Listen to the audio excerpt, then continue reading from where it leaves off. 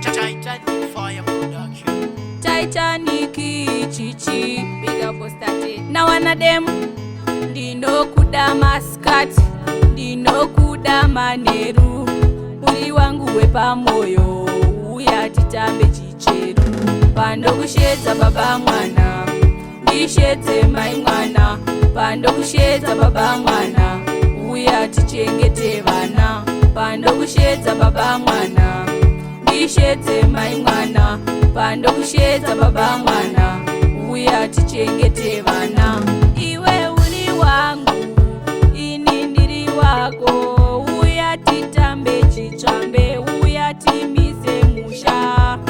tiite mhuri yedu tigare tichifara murudo murudo murudo murudo pando kushedza baba mwana ndishedze mai mwana pando kushedza baba mwana uya tichengete vana pando kushedza baba mwana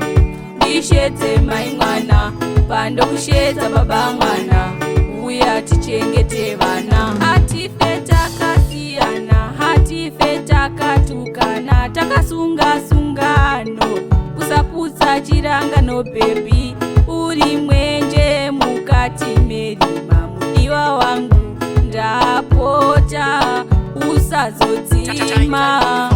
pando kushedza baba mwana ndishedze mai mwana pando kushedza baba mwana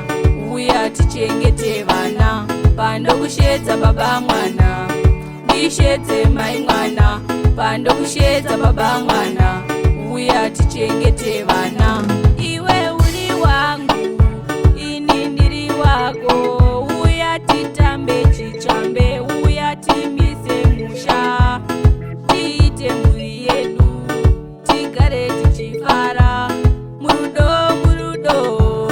murudo murudo pando kushedza baba mwana ndishedze mai mwana pando kushedza baba mwana uya tichengete vana pando kushedza baba mwana